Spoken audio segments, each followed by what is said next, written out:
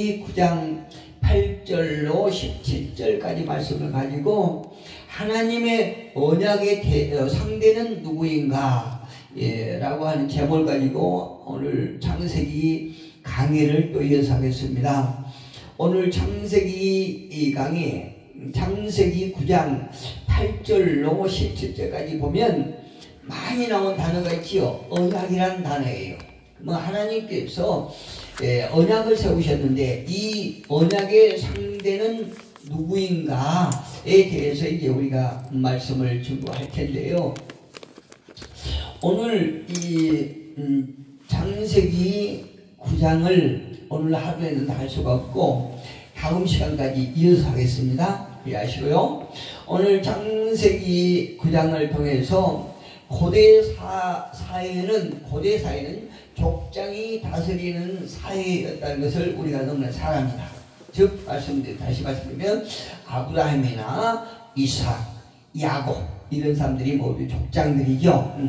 다시 말씀드리면 이들 모두는 하나님의 방백, 하나님의 방백이라고 부를 수 있는 남자들이고요. 또 자신들의 가문을 대표하는 족장들이었다는 것을 우리가 알 수 있습니다. 성경을 통해서요. 비록 이 족장들이 자신의 가문을 대표하는 사람들이었지만 또 한편으로 보면 사라나 리브가 레아 이 3대를 이룬 족장들이 하나같이 이제 사라 리브가 레아는 여자들이죠. 여자들은 족장들이 하나같이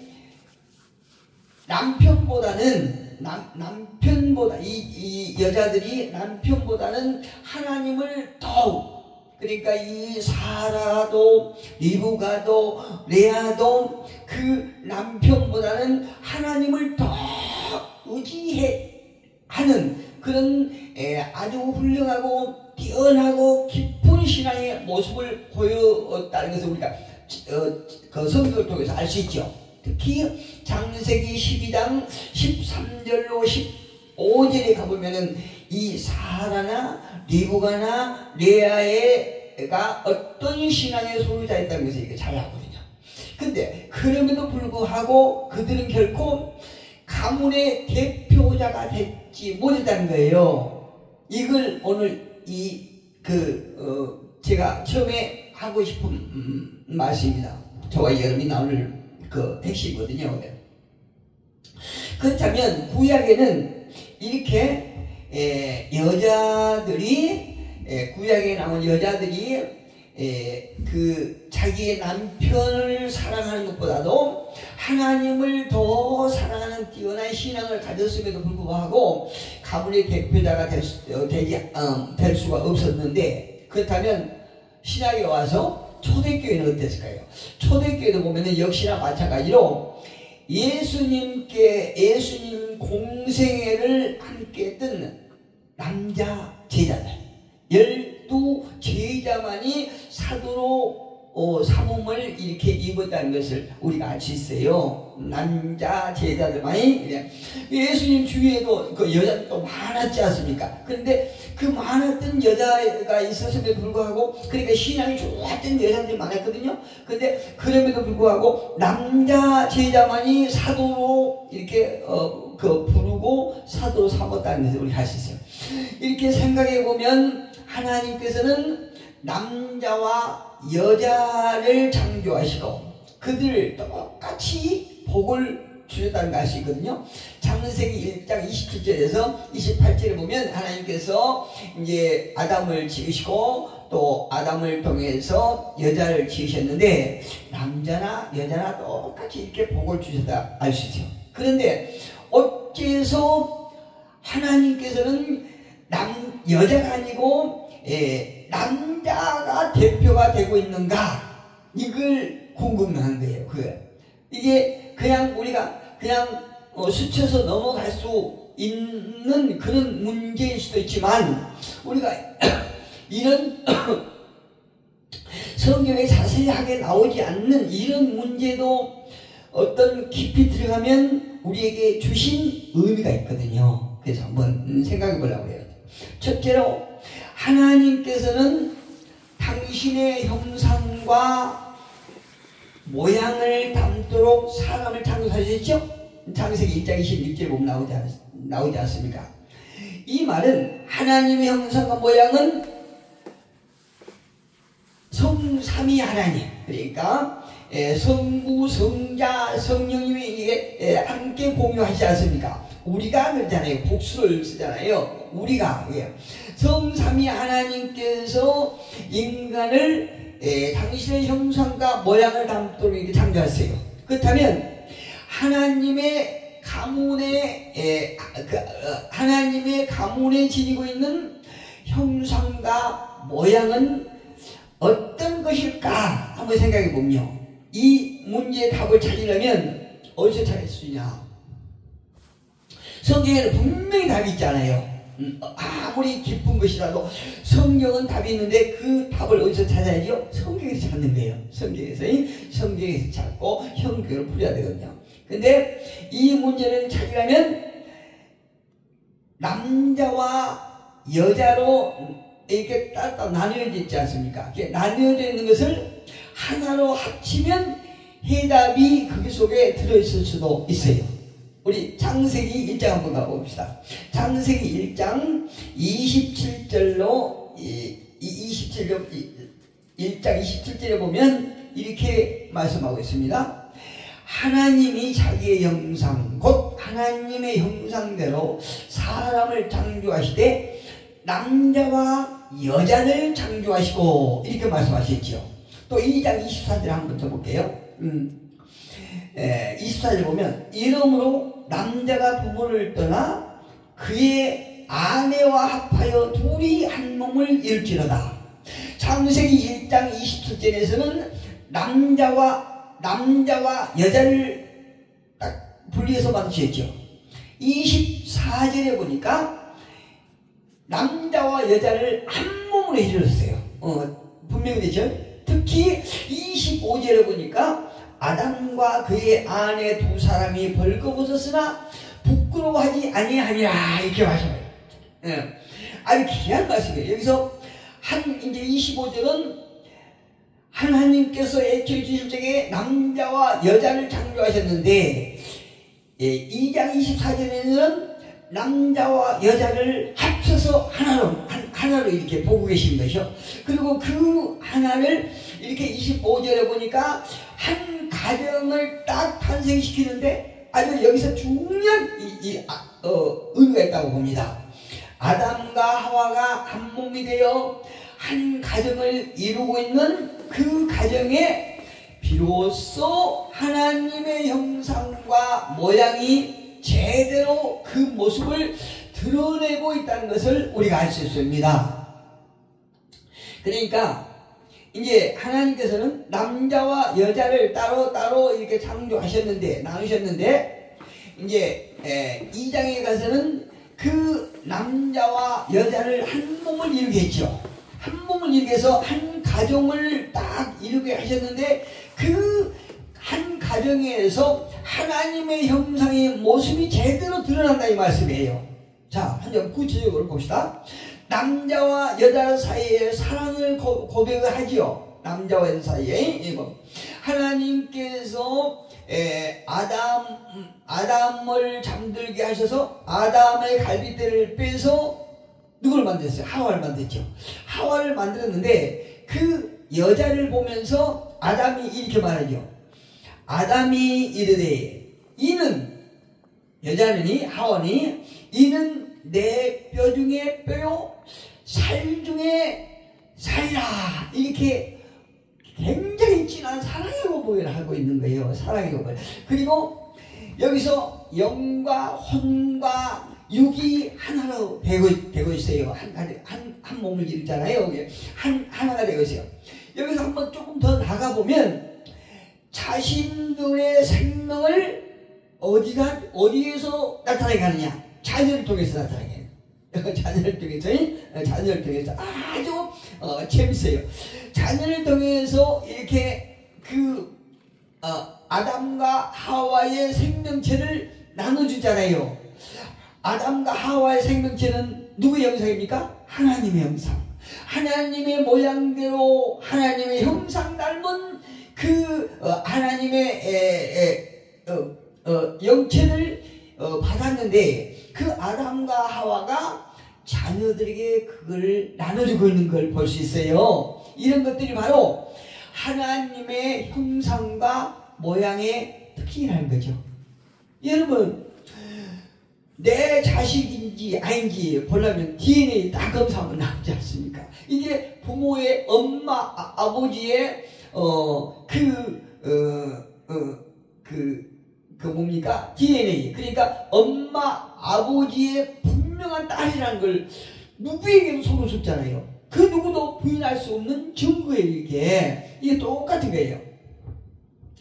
둘째로, 모세가 기록하고 있는 창세기에는 여자가 남자를 보호하고 있다는 것, 의미를 이게 알 수 있어요. 어떻게 해요? 여자가 남자를, 그러니까 남자의 부족한 부분을 여자가 보완할 수 있다. 보완하고 있다는 의미를 딱 나타나고 있어요. 어디를 보고 이런 사실을 알 수 있냐면, 첫째, 에덴 동산에서 하나님과 함께 살고 있는 아담이지만 그가 외로워하고 있다는 거예요. 외로워. 그러니까 아담이 하나님의 형상대로 지음받았지만 완벽하지 않고 있다는 증거예요. 뭔가 부족하고 있다는 거예요. 예. 외로워하고 있다는 것에서 우리가 알 수 있어요. 두 번째는, 그래서 하나님께서 그 아담이 애로하고 있다는 것을 아시고 아담의 갈빗대를 취해서 여자인 하와를 만드시잖아요. 그 아담의 외로움을 채워주시기 위해서, 채워주시기 위해서. 이것을 볼 때 여자가 남자를 보완하고 있다는 그 의미가 딱 나오는 거예요. 여기서. 네. 그렇다면 여기서 끝나는 것이 아니고 한 가지 또 의문이 있어요. 어떤 의문점이냐? 사람이 지니고 있는 형상과 모양의 본체인 하나님은 애로워하실까요? 그렇지 않을까요?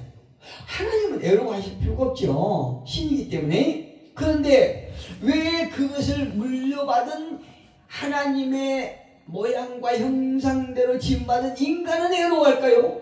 참 이상하잖아요. 여기서 도저히 풀어지가 않는 거예요. 근데 이게 여러 이렇게 그 참고된 교재를 보는데 아주 그 오래된 책에서 딱 그 재료를 의문점을 이해할 수 있는, 공감할 수 있는 재료를 찾아보니까요, 이렇게 얘기를 하고 있어요. 그 학자는 하나님은 애로워함이 없는데 그 하나님의 형상을 물려받은 인간이 애로워한 것은 어디가 문제가 있느냐? 이 사람이 이렇게 얘기를 하는 거예요. 소재 탓이다. 인간을 만든 소재 탓이다. 인간을 뭘 만들었죠? 흙으로 만든. 그 흙으로 만든 그 재료 탓이다. 이렇게 얘기를 했다고요.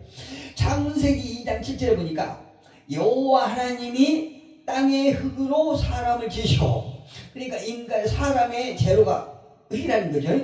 사람을 지으시고 생기를 그 코에 불어넣으시니 사람이 생명이 된지라, 이렇게 말씀하고 있잖아요, 성경에.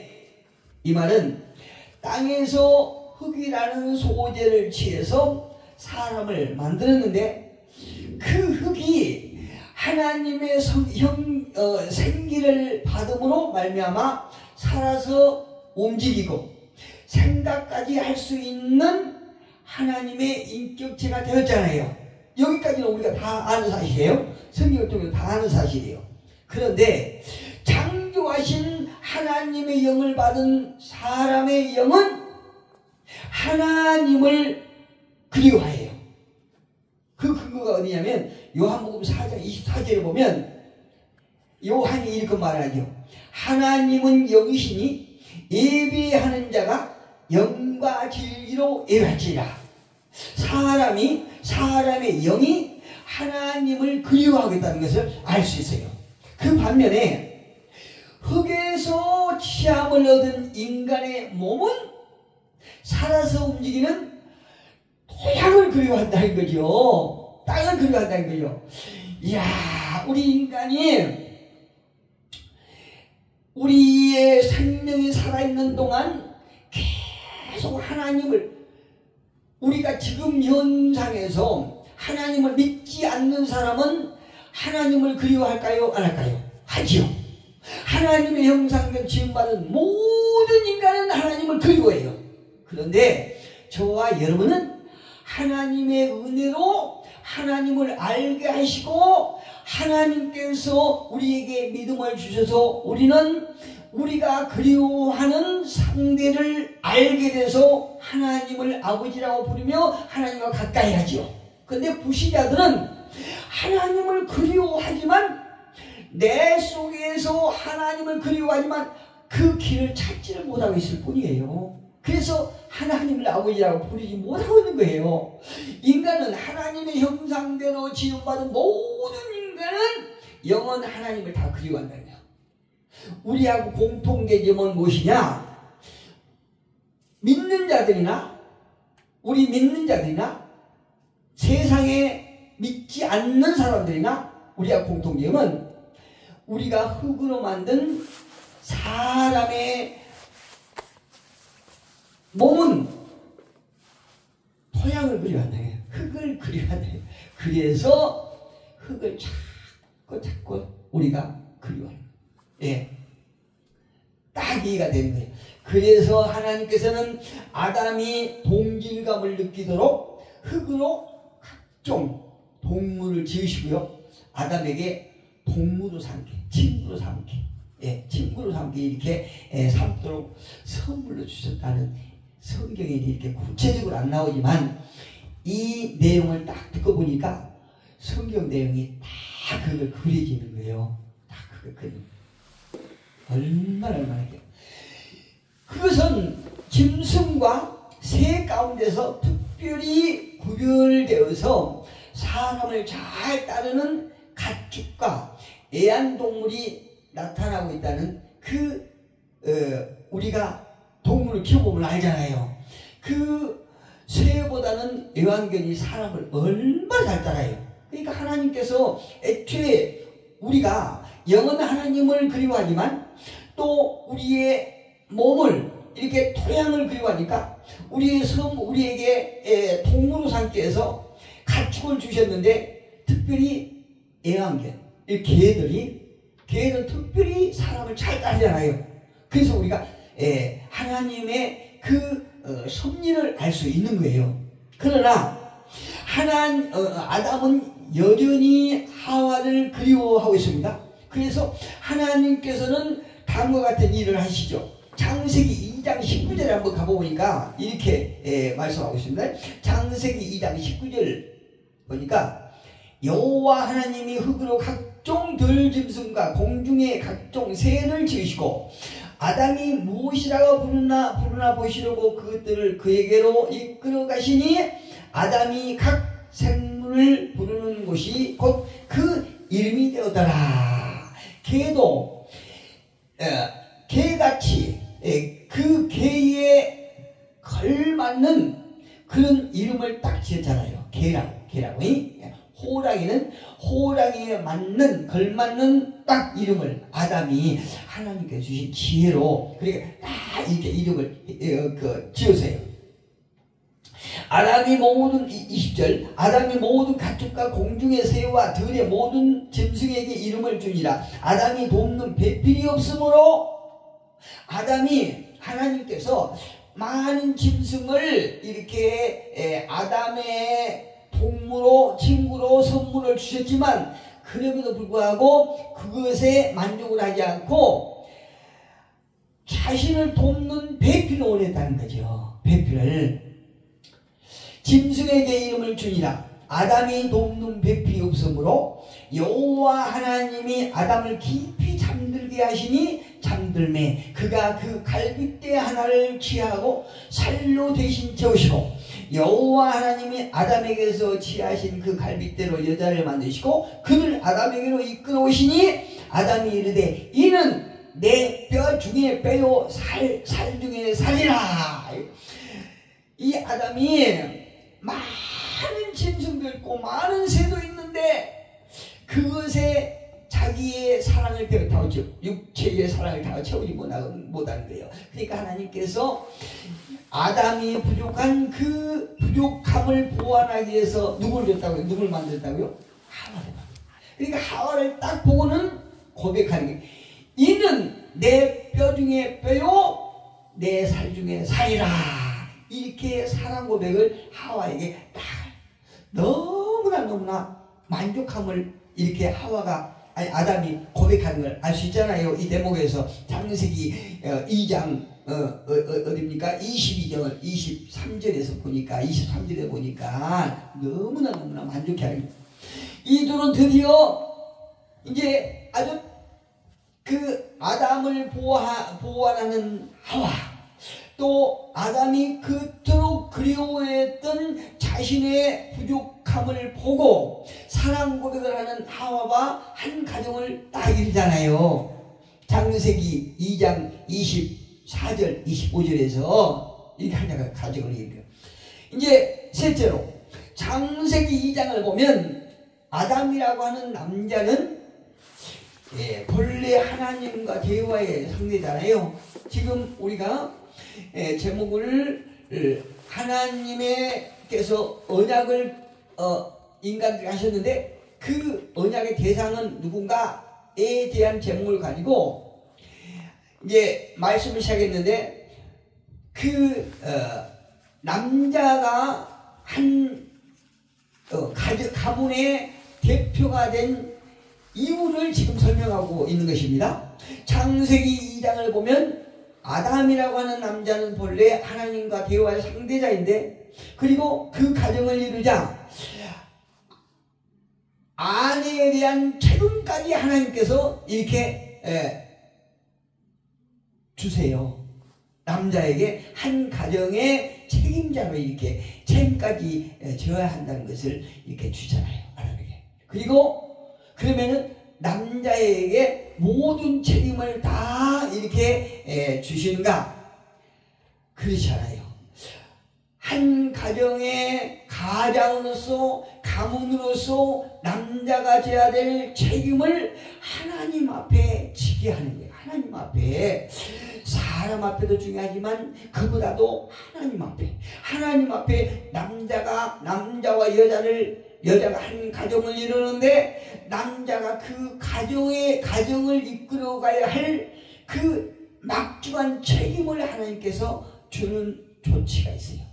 그렇기 때문에 성경에 보면 아담 부부가 죄를 범하고 그러니까 선악과를 따먹는 죄를 아담과 하와가 졌지요.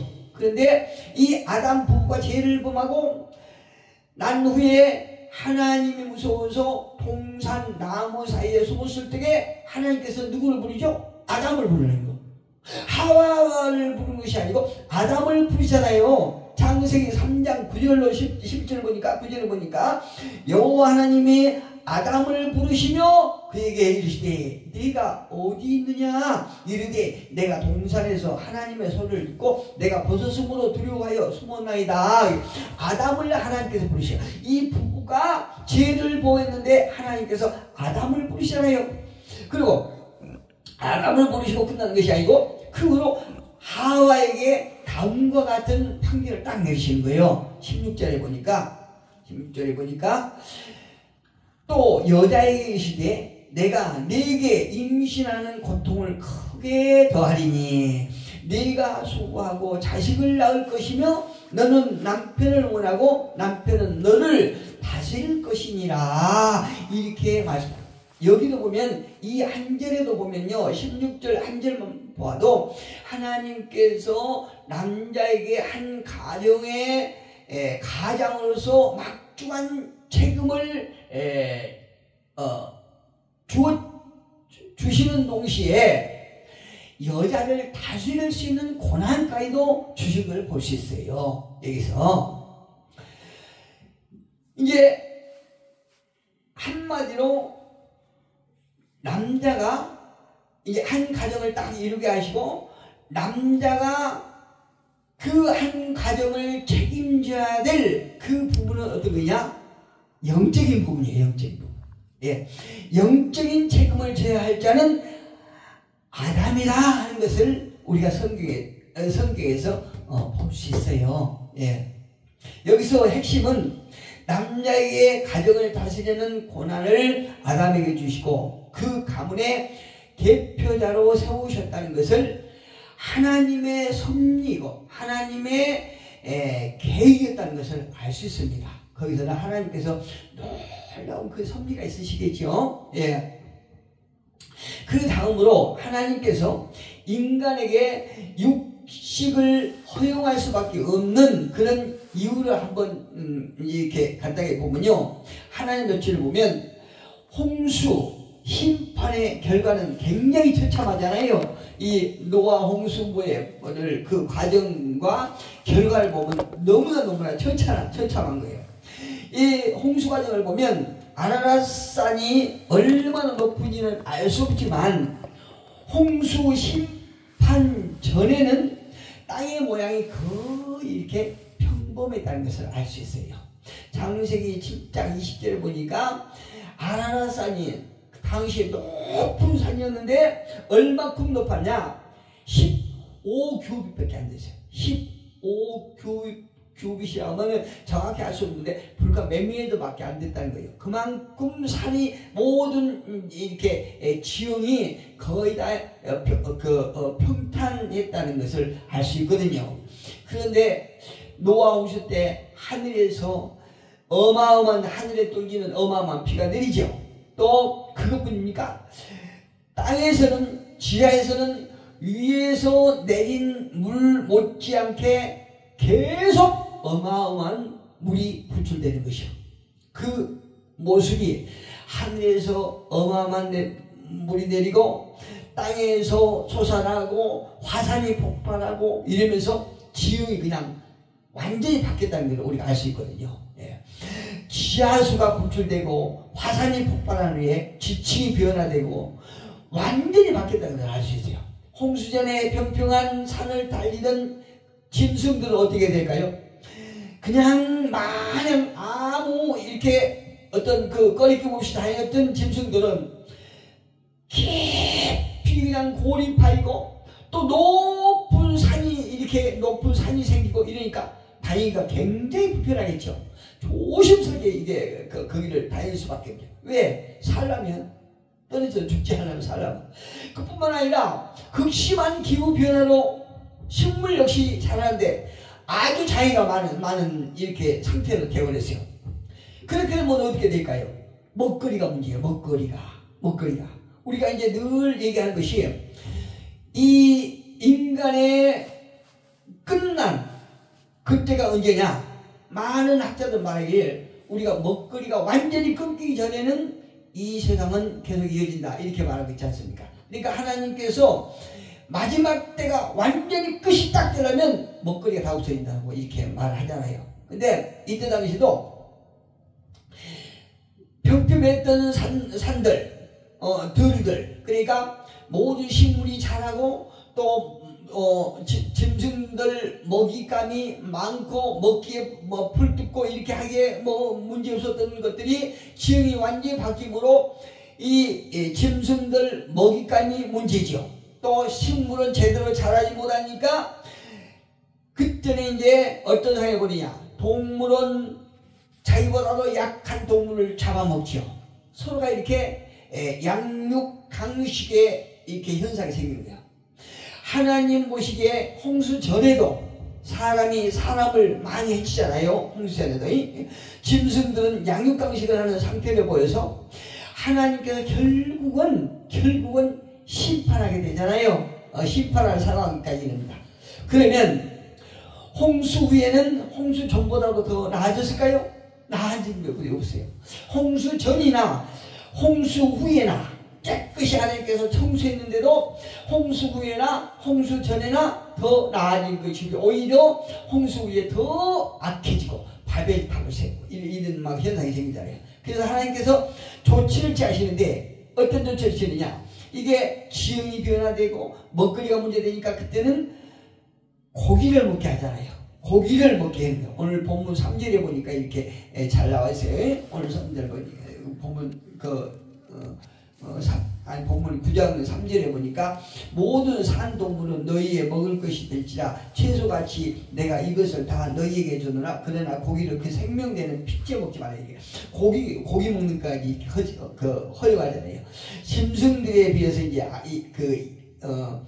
두 번째는 이제 짐승들에 비해서 사람이 힘이 약하잖아요. 그래서 이제 또 하나님께서는 이제 어떤 조치를 취해주냐, 짐승들에게 사람을 무서워할 수 있는 그 프로그램을 내장시켜 줄 것이요. 프로그램을.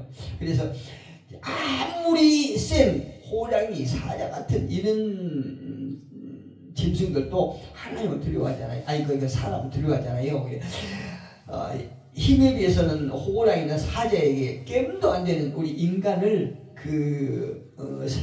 아무리 강한 짐승이라도 훈련시킬 수 있는 지혜를 주시고, 또 짐승의 본능에는 사람을 두려워하게 하는 마음을 이렇게 주신 거예요.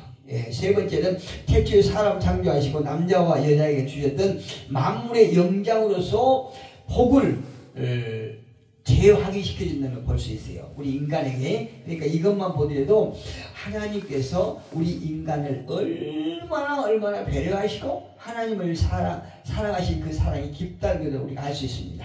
우리가 오늘 여기서 끝나고 다음 주에는 이제 오늘 제목, 본문 제목인 하나님의 언약의 상대는 누구인가, 다음 주 한 주 더 하고 9장을 마치겠습니다.